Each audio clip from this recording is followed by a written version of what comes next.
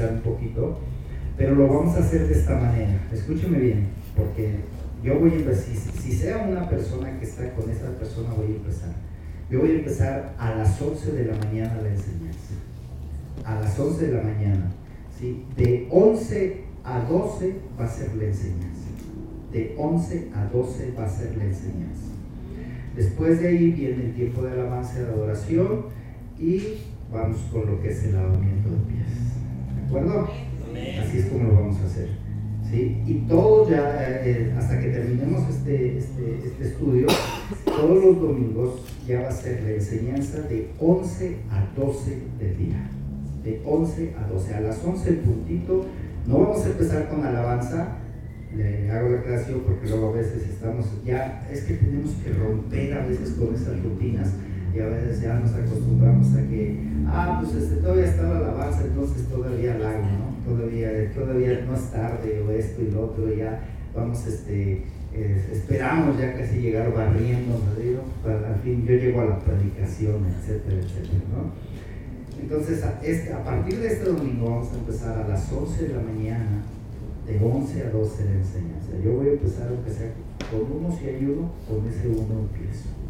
¿De acuerdo? Que espero en Dios que seamos puntuales. Le decía a mi esposa ahorita que vamos en el camino, de verdad, hermanos, es nosotros como hijos de Dios. Tenemos en nuestra cultura mexicana un mal hábito, la mayoría de los mexicanos, que somos bien impuntuales, de verdad, bien impuntuales. Pero nosotros ya como hijos de Dios, como creyentes en nuestra fe, tenemos que esforzarnos por ser puntuales, de verdad. Luchemos, rompamos con ese mal hábito, porque ese es un mal hábito, de verdad, es un mal hábito, ¿sí? Que a veces queremos hacer las cosas ya hasta el último minuto, y pues obviamente se nos va el día, se nos va la hora, quiero decir, y no llegamos. Decía mi esposa, y es parte, también es cosa cultural, porque yo he estado en algunas congregaciones en Estados Unidos predicando la palabra del Señor y de verdad me quedo sorprendido la puntualidad que tienen muchas de esas iglesias, ¿sí?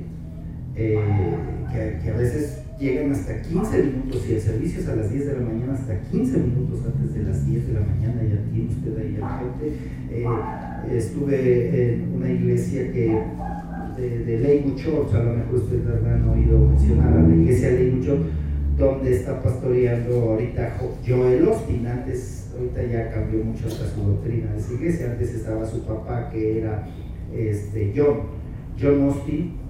Nos invitó para estar en un congreso ahí en esa iglesia en Houston, y dijeron, el programa decía que teníamos que estar ahí a una determinada hora, alrededor de las 8 de la mañana, 8 o 9 de la mañana, tiempo de allá de Houston. No recuerdo exactamente si era a las 8 o a las 9, pero era en ese transcurso de la mañana. Una iglesia aproximadamente de 10,000 congregantes. Y yo me pregunté cuando vi el programa, y dije, yo creo que va a ser muy difícil para que todos lleguen a tal hora, y mientras estacionan sus carros, porque es grandísimo, los estacionamientos son grandísimos. En el lugar donde yo estaba hospedándome, le dije al hermano, le digo, aquí nos vamos a ir, hermano, vamos a tales horas, etcétera, etcétera. Y yo pensé así, dije, no sé cómo le hagan, pero de verdad me quedé sorprendido, porque los accesos a los diferentes estacionamientos, ordenadamente, lo sugieres acomodando carros, y exactamente cuando empezó el tiempo del servicio, el lugar estaba totalmente lleno, o sea, todas las bancas, todas las sillas llenas por completo. Yo dije, wow, qué puntuales. Sí, porque yo decía, se me hace que van a empezar ahí como con unos 50. Van a empezar y luego ahí llegan otros 100, y luego ya otros 200, y luego ya casi al último. No, llegaron dos. Y una congregación bastante poderosa. Bueno, es parte de cultura también, hermano. Rompamos con ese mal hábito, de verdad. Propongámonos, pon tu despertador, prevén cosas desde el sábado, porque a la mera hora del domingo andas corriendo, ¿qué voy a hacer de desayunar? Y andas, vas a la cremería, pues está cerrado, porque es domingo. O vas aquí o vas allá, ¿por qué no lo previenes desde el sábado? Porque si vas a hacer unos chilaquiles, pues prevén ahí unos chilaquiles, bueno, no hechos, sino lo que va a llevar los chilaquiles. O sea, esa es una cultura de prevención para que podamos ser puntuales en todos nuestros compromisos. Amén. Amén. Amén. Estábamos, los veía yo muy contentos y ahora ya los veo muy tristes. ¿Están bien? Amén. ¿Podremos? Amén. ¿Ustedes qué dicen? ¿Podremos o no podremos? Amén. Sí podemos. Con ayuda del Señor. Y le voy a decir por qué sí podemos.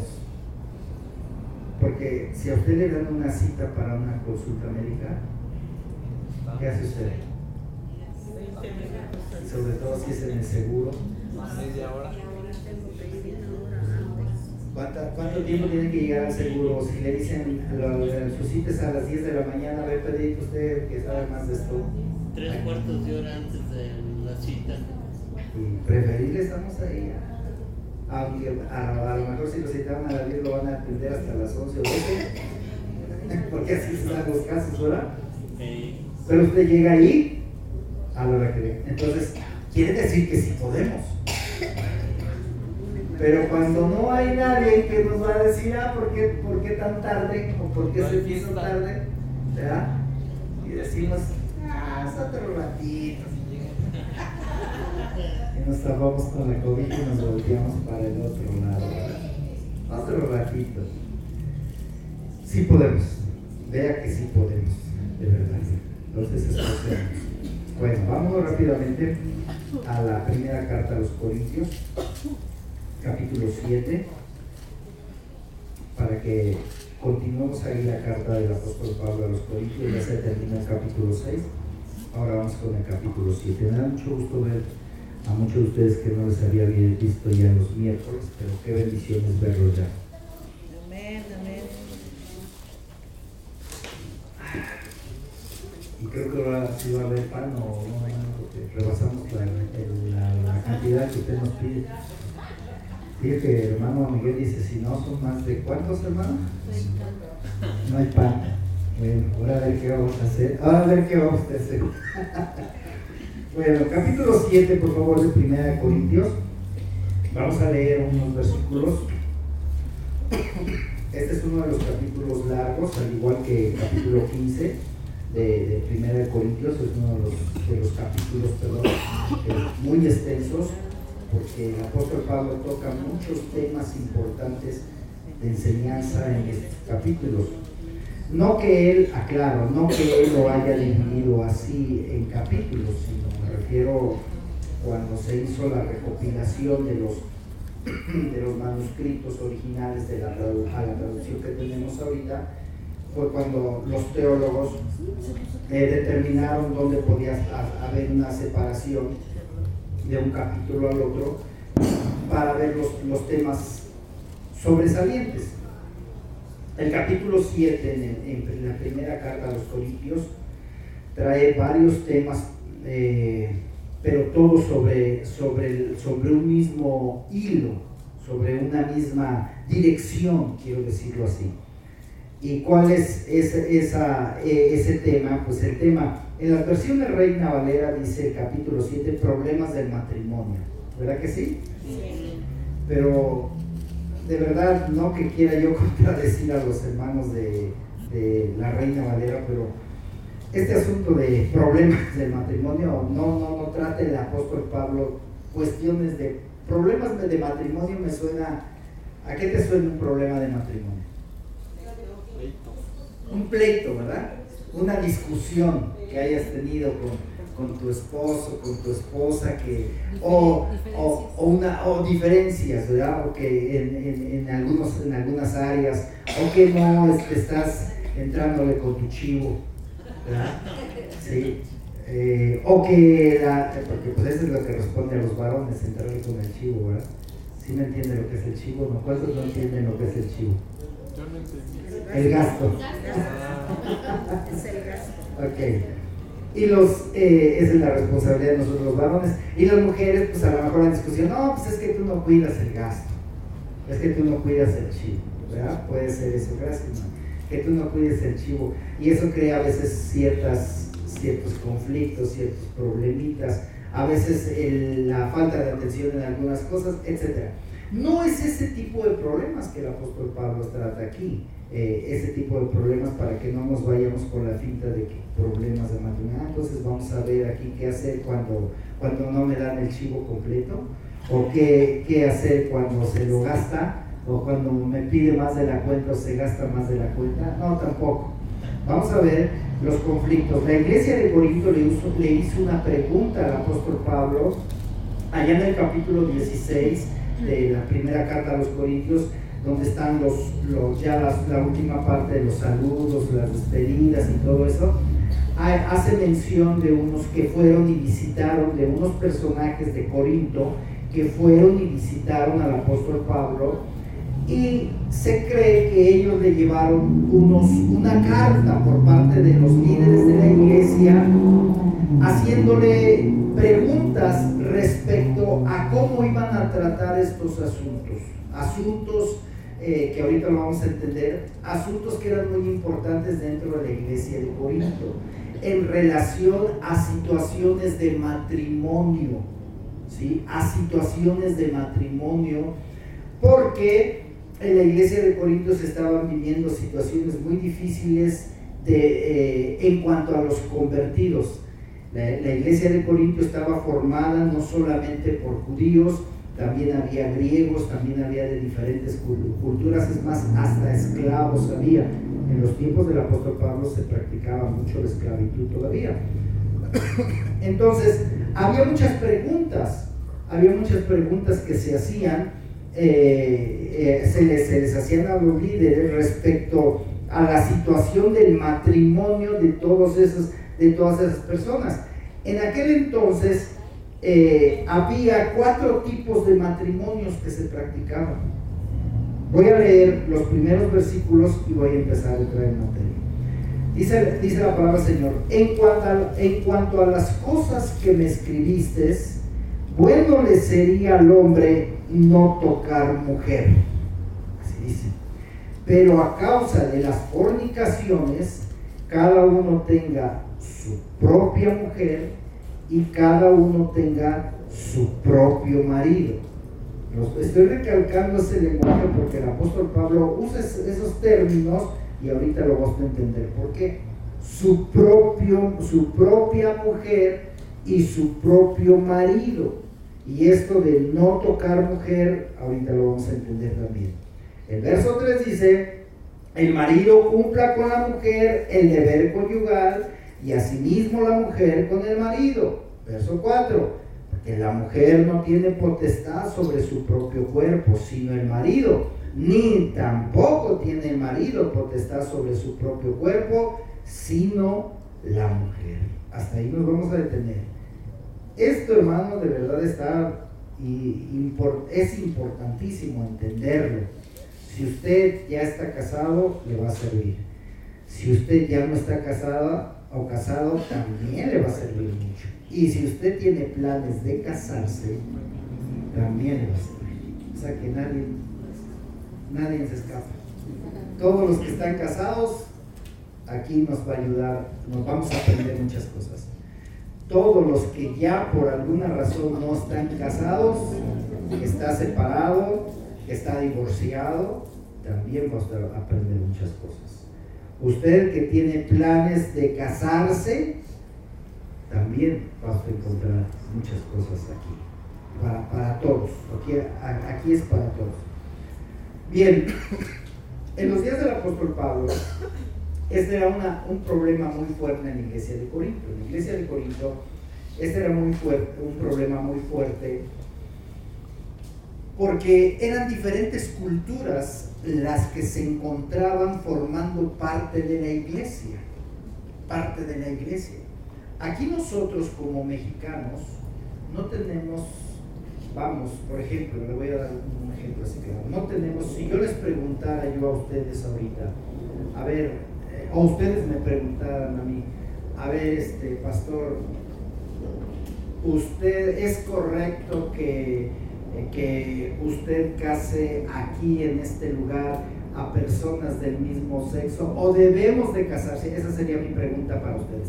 ¿Debemos de casar a personas del mismo sexo dentro de la congregación? ¿Cuál sería la respuesta? No. Rotundamente sería un no. ¿Sí? No. Por darles un ejemplo. En la iglesia de Corintios se despertaban esas preguntas en sus mentes de ellos debido a las diferentes culturas que existían ahí y a las diferentes prácticas que ellos tenían, y que muchos de ellos ya eran convertidos al Señor, pero se encontraban en ese dilema: híjole, pues ahora ¿qué hacemos? ¿Qué hago? ¿Qué tengo que hacer yo? Porque pues según mi cultura, pues yo podía tener 2 mujeres. Según mi cultura yo podía practicar la poligamia, ¿sí? Según mi cultura yo podía hacer esto y esto y esto, pero ahora, ¿qué hago? ¿Puedo seguir en eso o ya no? ¿Puedo seguirlo practicando o ya no? ¿O a cuál de las 2 o a cuál de las 3 despido? ¿Sí se entiende? Todo eso era un conflicto para ellos. Por eso, ahorita nosotros ya nos podemos dar unas respuestas contundentes, porque ya tenemos la palabra de Dios bien estructurada. Las doctrinas que encontramos en las epístolas, las bases bien estructuradas. Ellos tenían nada más el Antiguo Testamento, pero en el Antiguo Testamento se practicó muchas de estas cosas. David, ¿cuántas mujeres tuvo? Un chorro y 2 costales. Y Salomón, no se diga. Mujeres, esposas y concubinas.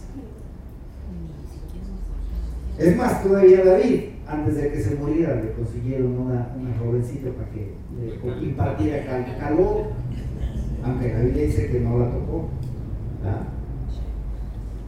Pero en el Antiguo Testamento muchas de esas cosas se practicaban. Entonces ellos solo tenían como base el Antiguo Testamento. Entonces imagínense el dilema de los líderes o del líder de esa iglesia, cuando decían, bueno, a ver, Apolos, porque Apolos estuvo un tiempo como líder de esa iglesia. A ver, Apolos, hermano Apolos, quiero platicar con usted. Sí, hermano, pásale a la oficina. Lo pasaban a la oficina. Pues fíjese que yo ya me convertí al evangelio, el mensaje, esto para mí es una experiencia, la salvación, etcétera, etcétera. Pero pues yo quiero decirle que yo tengo 3 mujeres. Puedo traer a las 3 a la iglesia. ¿Usted qué diría?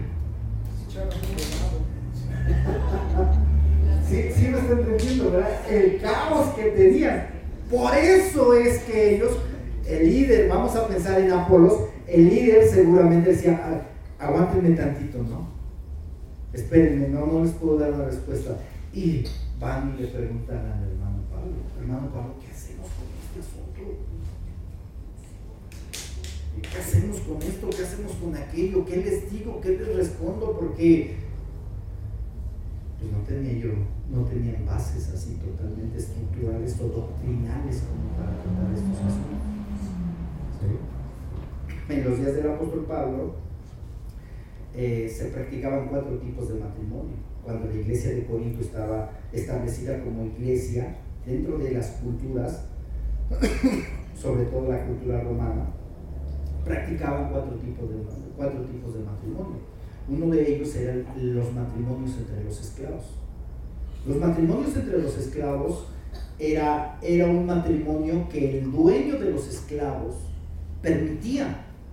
Y yo, por ejemplo, si yo tenía a mi cargo esclavos, o sea, eran mis esclavos, yo era dueño, yo era su amo de ellos, porque yo los había comprado, porque en aquel entonces todavía se practicaba ese tipo de esclavitud. Yo había comprado a 3 mujeres como esclavas o a 2 varones como esclavas, etc. Y el hermano Ricardo tenía otro grupo, también tenía sus esclavos que eran sus... Y todos ellos se ocupaban para quehaceres en la casa, quehaceres en el campo, etcétera, etcétera. Y él tenía también un grupito allá, ¿no? Tenía sus 2 o sus 3 o sus 5 esclavos, ¿no?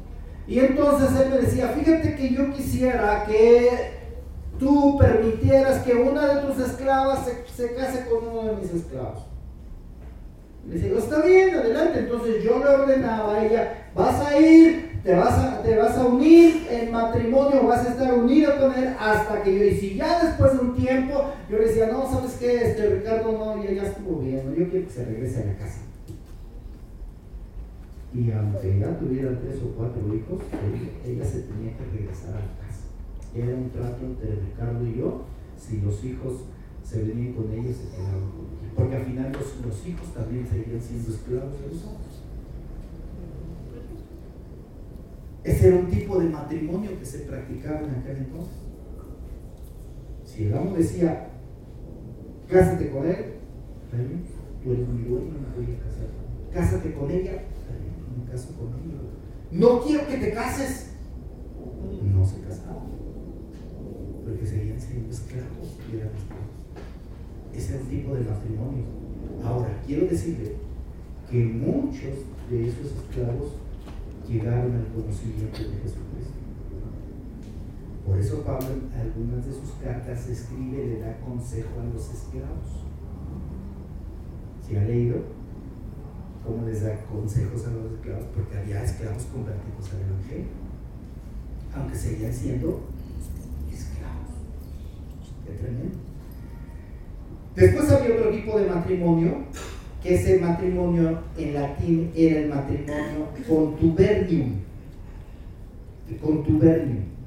¿En qué consistía este matrimonio? Perdón, ese era el matrimonio entre esclavos, perdónenme. El matrimonio contubernium era entre esclavos, o sea, era un acuerdo. Yo como amo lo decía, lo determinaba si se casaba o no y si se descasaba. ¿De acuerdo? Y después había, número 2, otro matrimonio que también en latín era un matrimonio que se conocía como usus, U-S-U-S, usus. ¿En qué consistía este matrimonio? Este matrimonio consistía en que vivían juntos como pareja, ¿sí? Un año, mínimo un año. Y después de ese año, ya ellos determinaban si formalizaban o no un matrimonio estable o bien definido ante las leyes, ante las autoridades. Lo que hoy en día se conoce como unión libre. O sea que no andamos tan distantes de los romanos, ¿verdad? Bueno, unión libre. Y después, no, pues mira, vamos a estar un tiempecito, si nos entendemos, nos casamos. Y si no, pues mejor cada quien por su lado. Aquí se rompió una taza y cada quien para su casa, ¿sí? Ese era otro tipo de matrimonio. Pues había dentro de la congregación de Corinto este tipo de personas. Que cuando los entrevistaba el líder y les decía, ¿son esposos? Todavía no, pero estamos viendo a ver si nos entendemos. ¿Está bien? ¿Seguimos así? ¿O no podemos venir a la iglesia porque estamos en esa situación? Ese era otro conflicto, ¿sí? Después el tercero era aquel matrimonio que era arreglado por los padres, no por esclavos, sino por los padres de paternidad sanguínea. No voy a pensar de los padres de Claire, ¿sí? que eso se practicaba mucho en diferentes culturas, no solo en las romanas, de que comprometían a la hija con el hijo de fulanito, que también en nuestro país se sigue practicando. En los pueblos, en algunas comunidades, ¿sí? En Oaxaca, a la sierra de San Luis Potosí, también. Una vez me tocó ir a compartir la palabra del Señor hasta allá, en la sierra de San Luis Potosí, en un pueblito que se llama Tampuchón. Pues el pueblo lo dice todo, el nombre lo dice todo, ¿verdad? Tampuchón, a donde llegamos con el vehículo hasta cierto lugar y de ahí súbele hasta la sierra. Cuando llegamos ahí, estaba una hermanita como líder de esa congregación, que ella fue parte de la iglesia donde ella inició su camino en el Señor en la iglesia que pastoreábamos. Después se fue a preparar a un instituto bíblico, y de ese instituto bíblico la mandaron hasta allá en San Luis a una iglesia, y esa iglesia de San Luis me la subió hasta la sierra y a atender esa obra. Entonces me dice: pastor, ¿por qué no nos visita? Y quiero que vaya porque quiero tratar unos asuntos. Y le dije: sí, ¿cómo no? Pues yo voy. Y cuando llegamos ahí, hermanos, a ese lugar, impresionante, muchísima gente indígena, totalmente. Por aquí usted estaba hablando y por aquí le estaban traduciendo en el dialecto de ellos, ¿sí? Que estaban traduciendo. Y ya después que terminamos de compartir, pues de ahí vino la comida. Eso sí, una comida riquísima. Ya mientras que comíamos, le decía yo a esta joven: ¿cuáles son los asuntos que quieres que tratemos? Y volteaba y veía y decía: ahorita que acabamos de comer, pastor. Y ya, pues no quiere. Ya acabamos de comer y pues ya nos fuimos por allá a un rinconcito y le digo: ¿de qué se trata? Dice: es que aquí hay un problema muy fuerte y yo no sé cómo tratarlo. ¿De qué? Dice: es que vea al hermanito ahí del sombrerito así, sí, y vea a la hermanita de allá, sí, y a la otra hermanita de allá, sí, son sus dos mujeres. Y ve, y así me señaló, varios de ellos con dos esposas dentro de la iglesia.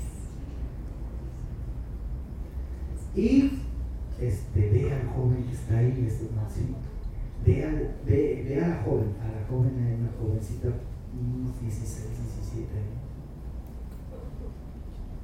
Ya la comprometió el papá con el hermanito de allá. Híjole, que no le quiere decir como del hermanito. ¿Sí me está entendiendo? Y es terrible. En los días del apóstol Pablo será la situación. Por eso Pablo tiene que tratar estos asuntos.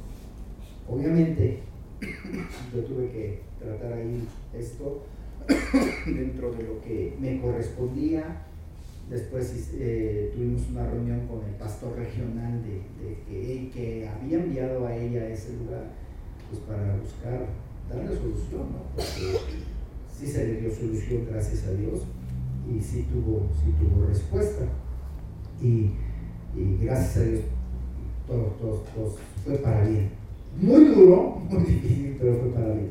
El apóstol Pablo tenía estas luchas, estos conflictos en la iglesia de Corinto. Por eso escribe este capítulo, lo dedica muy ampliamente a todo este tema, porque el tercer tipo de matrimonios que se practicaban en aquel entonces era eso, los matrimonios arreglados. Los matrimonios arreglados de personas que no se querían, no sentían nada por la persona, pero porque el papá le decía: ¿sabes qué? Te voy a comprometer con fulanito de tal, y iba, pues sí, o fulanita de tal, etcétera, etcétera, y que los comprometían. A veces ni se conocían y ya estaban comprometidos. ¿La verdad? A veces ni se conocían. Pues no, ya viene en camino tu esposa porque mañana te vamos a casar. O ya viene en camino tu marido porque mañana te vamos a casar.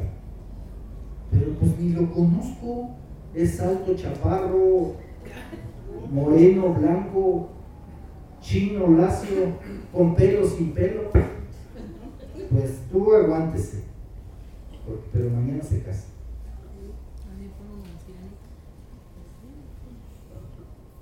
Había también ese tipo de problemas en la iglesia de hoy. Y el cuarto tipo de matrimonios que existía era el matrimonio que se llamaba en latín conformateo. ¿Qué quiere decir esto? Este tipo de matrimonio es el que adoptó la iglesia católica, apostólica romana ya después, que este era uno de los matrimonios, digamos, que se practicaba solamente entre los altos niveles sociales, entre los niveles sociales más elevados, se practicaba a donde ya había obviamente un proceso de entendimiento entre ambas parejas. No vivían juntos, pero ya era el famoso que me gustas, te gusto, y así iba el trato poco a poquito. Entonces, cuando ellos ya querían unir sus vidas, pues iban con los padres mutuamente. Las dos familias colaboraban para realizar este matrimonio y se apoyaban mutuamente, se aportaban mutuamente y se realizaba el matrimonio. Desde allá ya se practicaba la entrega del anillo. Desde ese entonces se practicaba la entrega del anillo. Bueno, ese fue el que adoptó después la iglesia romana y le hizo sus adecuaciones a su manera, ¿verdad? Para tratarlo de llevarlo un poquito más adaptado a la situación. Pero también la iglesia cristiana en el siglo XVI también tomó como parte de ello este tipo de matrimonios, y es el que más se asemeja a lo que nosotros practicamos como iglesias cristianas, como matrimonios en la iglesia cristiana, es lo que más se asemeja. Imagínense entonces una congregación con este tipo de situaciones, con este tipo de conflictos. Pablo entonces tiene que empezar a tocar esos puntos. ¿Qué debemos de hacer, hermano Pablo? Porque tengo aquí unos congregantes ya convertidos al evangelio, pero están con esta situación, y otros con esta, y otros con esta. Imagínense con 4 de estos tipos de matrimonios. ¿Qué hacer? Es ahí que entonces el apóstol Pablo inicia esta enseñanza y dice: vamos por partes. En cuanto a las cosas que me escribiste, si empieza por lo primero, bueno le sería al hombre ni tocar a la mujer, o sea, eso sería bueno. Este versículo ha sido mal interpretado, aunque usted no lo quiera creer, pero hoy en día aquí en México existe un tipo de legalismo que no permite que la mujer salude al hombre de mano. De verdad. ¿Y saben qué es lo que hace cuando ha habido casos de que se quedan la mano estirada? A veces nada más tocan los dedos. ¿Por qué? No, es que no, yo no debo de tocar mujer. Aunque usted no lo quiera creer, suena extremado, pero sí existe un grupo denominacional. Por lo menos yo conozco uno, no le voy a decir cuál es, pero por lo menos yo conozco un grupo denominacional aquí en México que así interpretó esta escritura. No se refiere a eso. La palabra que usa aquí el apóstol Pablo, bueno le sería al hombre no tocar mujer. Esa es una interpretación. La otra interpretación es que hay quienes han tomado este versículo como su base para practicar el celibato. ¿Sí sabemos lo que es el celibato? ¿Sí? ¿Y quienes lo practican? ¿Quiénes practican el celibato? Lo practican entre paréntesis, pero atrasito no le quiero contar. ¿Cierto o no? Entre paréntesis, porque atrasito hay hijos por donde quiera. Ahijados, sí, porque luego los identifican no como hijos, sino como ahijados. Es mi ahijado, etcétera, etcétera. Porque este es el versículo que toman como base.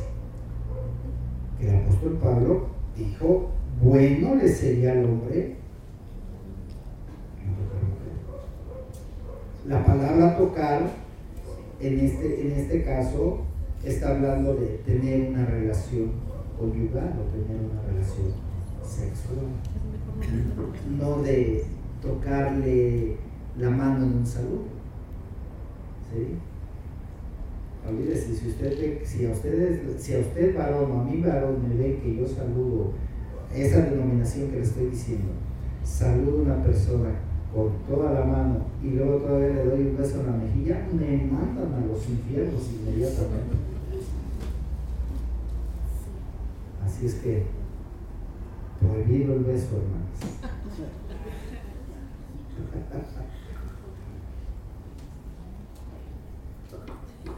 La palabra tocar no se refiere en ese sentido como se ha interpretado. La palabra tocar se refiere, en otra versión, ¿cómo lo dice ahí? Es mejor no tener relaciones sexuales. Así es. Obviamente con una mujer, ¿no? Habla de una relación íntima, ¿sí? Ahora, aquí el apóstol Pablo, cuando dice en la traducción está, bueno le sería al hombre no tocar mujer, esta de no tocar se llama, es un eufemismo. A ver si lo pronuncio bien, pero luego no pronuncio bien. Esto quiere decir que cuando quieres decir algo demasiado fuerte, tratas de decirlo en otras palabras no tan fuertes, que no agredan, que no lastimen a los oyentes, ¿sí? Pero, por ejemplo, las traducciones más actualizadas ya lo dicen muy abiertamente, ¿cierto? ¿Sí? Pero aquí cuando Pablo escribió esto, pues la traducción Reina Valera del 60 dice, pues como que soy muy fuertecito eso, mejor vamos a ponerle no tocar mujer. ¿Sí? Así fue, esa es la razón por que encontramos ese lenguaje o esa expresión ahí en la escritura. Ahora, ¿dónde se estaban basando para usar esto? Ese mismo lenguaje lo vemos allá en Génesis capítulo 20, versículo 6. ¿Qué pasó ahí en Génesis capítulo 20, versículo 6? Es cuando Abraham le dice a su mujer, si te preguntan que si eres mi mujer, no, tú vamos a decir que eres mi hermana, porque no eres tan bonita, tan hermosa, que me van a querer dar cuello para que te quedes viuda y venga otro ganón, ¿sí? Entonces mejor vamos a decir que somos hermanos, y así entraron como hermanos, y resulta que uno de los meros de ahí pues dijo, bueno, pues entonces lo hago mi cuñado, ¿no? Entonces, a ver, vamos a emparentar. Y se fue la mujer mandó a traer a la mujer de Abraham, y ahí estuvo la mujer de Abraham. Pero este hombre, Dios le habló en un sueño y le dijo que no la tocara. Es una mujer casada. Se fue de espaldas. Y usa ese mismo lenguaje en Génesis capítulo 20, versículo 6, que no tenía que tocar a esa mujer. Obviamente se refería a que no tuviera una relación sexual. ¿Okay? En el libro de Ruth, también en el capítulo 2, versículo 9, ahí le dice a alguien que está protegiendo a Ruth, le dice, no te preocupes, yo he hablado con todos ellos para que no te toquen, aunque usa otro lenguaje, pero está dando a entender lo mismo. En Proverbios capítulo 6, versículo 29, también menciona acerca de ello, ¿sí? Pero todos estos pasajes que les estoy mencionando del Antiguo Testamento están relacionados con ello, ¿sí? Entonces, Pablo está enfatizando en este primer versículo, si nada más avanzo un versículo no me interesa, hermano, lo que quiero es que quede bien claro. En cuanto a las cosas que me escribiste, es bueno le sería al hombre no tocar mujer. Pero, ¿a qué se refiere?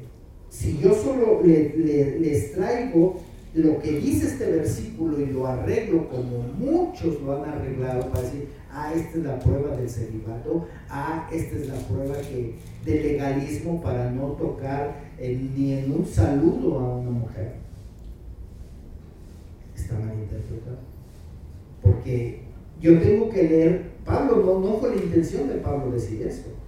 La intención de Pablo, para que yo pueda entender la intención de Pablo o el punto doctrinal sobre esto, tengo que leer el resto del contexto.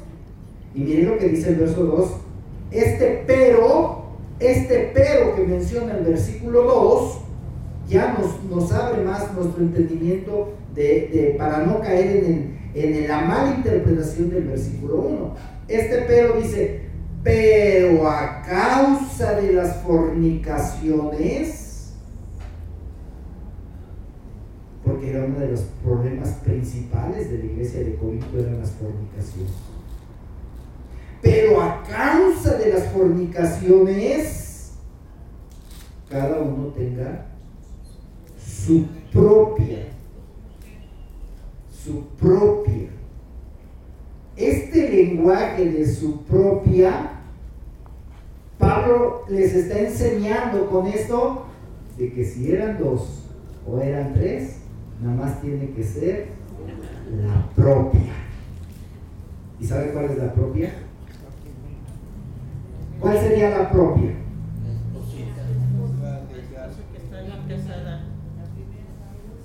¿Cuál sería la propia? La primera. O sea, si había ahí ya un congregante con 2 o 3, y decía, yo me siento aquí, y usted siéntese aquí, vieja, usted también aquí, y usted acá atrás, que es la tercera, que tiene que estar atrás de mí.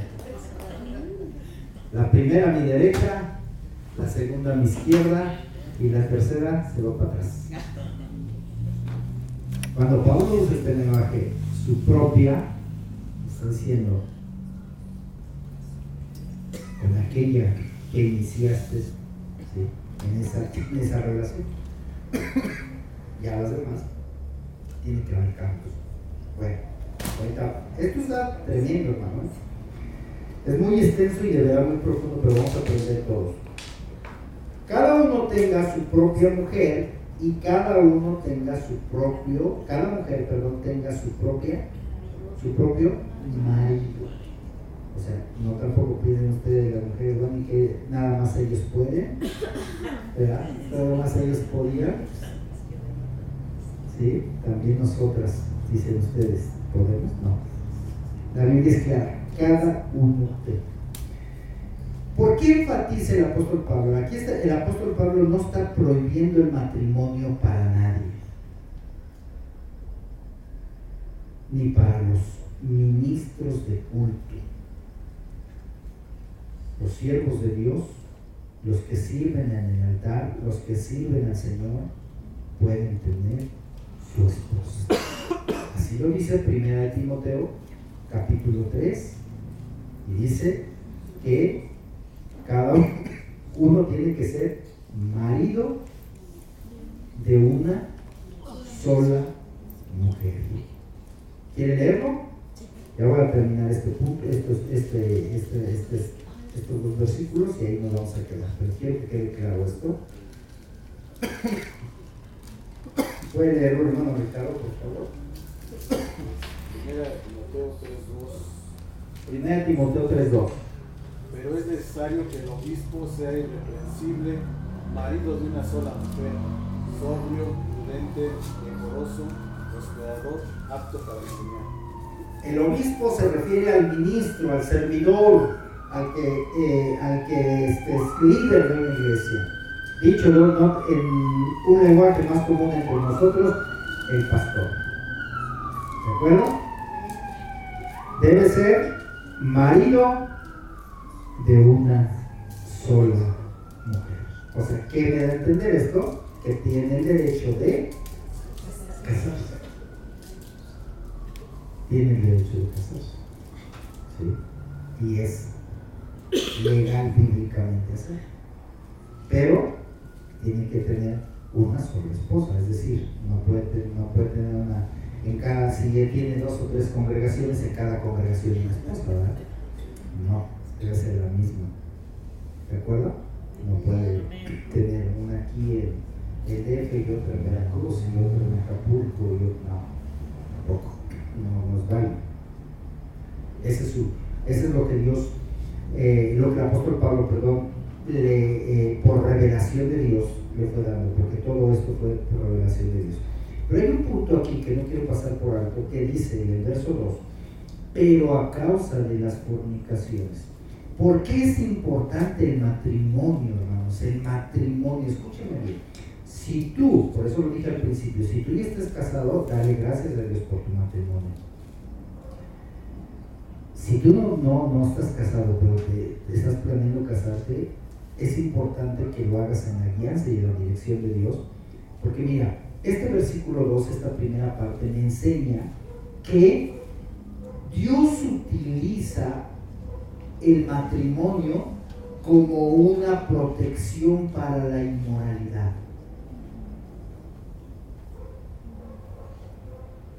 El matrimonio, o sea, no quiere decir que nada más para eso sirve el matrimonio, quiero aclararlo, pero si es un medio, el matrimonio es un medio que Dios utiliza para proteger al hombre y a la mujer de la inmoralidad.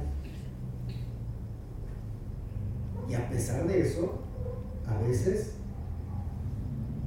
se llega uno a brincar las trancas.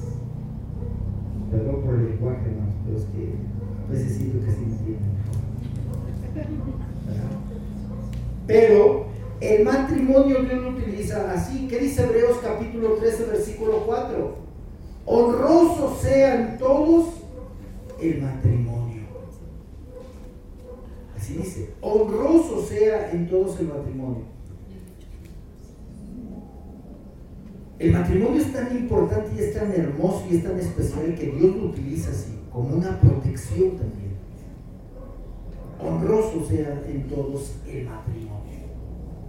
¿Qué entendemos por honroso?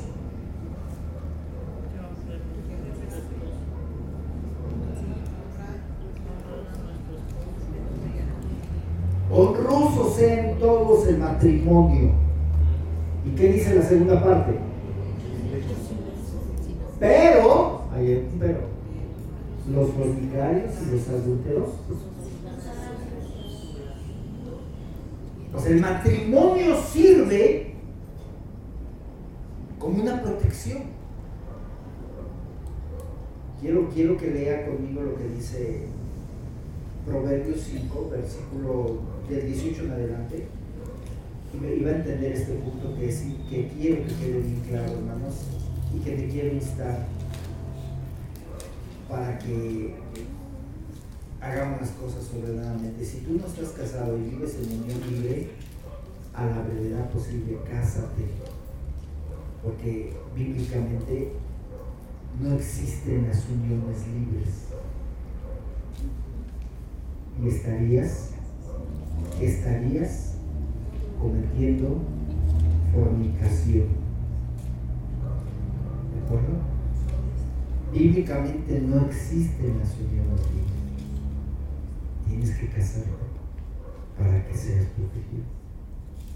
No, pero nos estamos dando un año. Espérate, pues date un año sin vivir juntos o juntos. ¿De acuerdo? O date los años que quieras, pero sin vivir juntos. O sea, sin tocar mujer ni tocar varón. En ese lenguaje para que me entiendan, ¿no? No quiere que le sea más explícito. Date el tiempo que quieras, pero no toques varón ni toques mujer. Porque si tú estás tocando varón y tocando mujer sin casarte, bíblicamente hablando estás fornicando. Aquí lo dice Hebreos, ya lo quito el mando, está bien. Y ahora mira cómo describe Proverbios el matrimonio y cómo es una protección para no caer en la inmoralidad. Sea bendito tu manantial y alégrate con la mujer de tu juventud. Y ve el versículo que sigue. Vamos a ir avanzando. Sigue con el versículo 19, por favor. Como sierva amada y graciosa gacela, sus caricias te satisfagan en todo tiempo y en su amor recréate siempre. ¿El matrimonio protege de la inmoralidad o no? Vean todo lo que hace el matrimonio. Vean todo lo que hace. El siguiente versículo, por favor, dice: ¿y por qué, hijo mío, andarás ciego con la mujer ajena? O sea, ¿por qué? Si ya tienes, mira, yo te voy a dar tu mujer, te voy a dar tu esposo, para que sean el manantial, tu propio manantial, para que te recrees ahí. Por eso es que el matrimonio, hermano, implica esa recreación tan hermosa. Y mire cómo lo que hace Dios protegiendo al matrimonio de la inmoralidad, al hombre de la inmoralidad con el matrimonio. Porque aquí hace una pregunta el escritor a Proverbios y dice: ¿y por qué, hijo mío, andarás ciego con la mujer ajena y abrazarás el seno del extraño? O sea, ¿por qué? No hay necesidad cuando tú tienes tu manantial. O sea, ¿por qué irás a tomar agua de un manantial ajeno si tú tienes tu tienes? ¿Verdad? Entonces, para Dios es muy importante esto, ¿no? Para Dios es muy importante esto. Entonces, ¿qué le sacamos de provecho a estos dos versículos en relación con estas escrituras que acabamos de leer? Que el Señor ha instituido y quiere que nosotros vivamos de acuerdo a lo que Él enseña en su palabra, con tu propia mujer, con tu propio marido. Si no tienes marido, si no tienes mujer y quieres tenerlo, porque a lo mejor quieres tenerlo y es válido que lo quieras tener, es válido, ¿sí? Pero siempre y cuando sea en el orden de Dios, ¿de acuerdo? No puede ser hacer las cosas a mi manera y a darle vuelo a la iglesia, ¿sí? Sino en el orden de Dios, en el orden de Dios. Hay parejas, lo voy a decir así, que han vivido o viven juntos sin casarse y a veces no se ven resultados en muchas de las cosas, en muchas bendiciones, porque no está cubriéndose bien o no se están haciendo bien las cosas delante del Señor. Si esa fuera la condición, exhorto en el nombre del Señor Jesucristo que a la brevedad posible lo hagas. Cásate por lo civil y pide al ministro de culto que ore por tu matrimonio. Si no hay borregos, que no haya borregos. Eso no es una regla de que haya borregos, ¿o sí? O que haya carnitas, o que haya salón, o que haya ¿cómo se llama? Caballo dorado, ¿cómo se llama? O que haya batucada, o que haya batucada. No, lo importante es ponerte bien delante del Señor, ¿de acuerdo? Y si tienes para el salón, bendito Dios, pues nos invitas, allá vamos, ¿verdad? Y si tienes para barbacoa, pues bendito Dios, nos invitas. Y si tienes para carnitas, pues también nos invitas. Y si no tienes, pues no te preocupes, no nos pides y te ayudamos,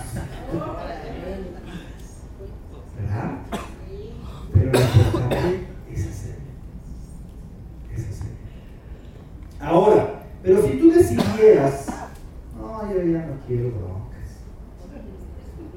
¿verdad? No, yo ya, mejor así no quiero. Estás en tu derecho y lo vamos a ver más abajo en la lectura que vamos a hacer. Dice, si alguno se quiere quedar, no te preocupes, está bien, haces bien. Pero obviamente pone ahí, en cierta manera, una cláusula. No, como una prevención, ¿no? Porque dice, pues tú tienes que pedir al Señor que el Señor te dé el don de continencia, porque es mejor casarse que quemarse. Y si no tienes el don de continencia, pues no le puedes salir, mejor pide al Señor el esposo o la esposa. ¿De acuerdo? Y si el Señor te da el don de continencia, como se lo dio el apóstol Pablo, pues gloria a Dios. ¿Verdad? El apóstol Pablo no tenía preocupación de que, híjole, ya no voy a llevar el chivo y ahora cómo le hago. Me voy a ir de misionero a hacer mi primer viaje o segundo o tercer viaje misionero, y la esposa, sí, ya te vas a ir y me vas a dejar, y él así, yo tengo que cuidar a los chamacos, y aquí te interesa, y aquí que no sufrió de nada de eso el apóstol Pablo. Él agarraba y decía, vámonos, sin preocupaciones, ¿verdad? Pero pues obviamente no dormía calientito, esa era la otra desventaja. En los tiempos de frío pues sufría. ¿Sí me has entendido? Ese es el punto, hermanos. Aquí ese es el meollo de las cosas. Dios siempre ha sido sabio para hacer las cosas, y estos son los puntos que trataba el apóstol Pablo con la iglesia de Roma. Vamos a irnos despacito porque es importante ir acomodando bien las piezas para entender todo este punto, porque es muy importante que quede bien definido. Pero aquí lo que sacamos del provecho es que el matrimonio nos protege ¿de qué? De la inmoralidad. Bendito sea el Señor. ¿Sí? Y cualquiera que sea tu situación, vamos a ponerla delante del Señor.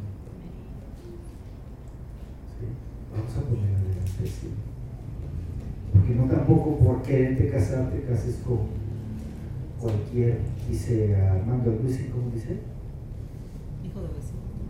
No, dice roto patriero o algo así, roto, no sé qué dice. No se trata de cualquiera. No, que sea una mujer, un hombre que ame a Dios, que le sirva a Dios. Porque pues aunque sea de este nagarro, después andas arrastrando ahí el lastre tremendo. Porque no te deja ni buscar de Dios, ni te deja servir a Dios, ni te... Nada. ¿De acuerdo? Entonces, vamos entendiendo y tomando lo que tengamos que tomar cada uno, ¿de acuerdo? Y con toda libertad, hermanos, yo les digo como pastor, si no estás casadito, hazlo la verdad posible y te presentamos delante del Señor. ¿De acuerdo? Con o sin barbacoa. ¿De acuerdo? Lo más importante es que tu Señor, aquí estoy, quiero hacer las cosas bien como tú mandas. Póngase de pie. Y le vamos a dar gracias al Señor.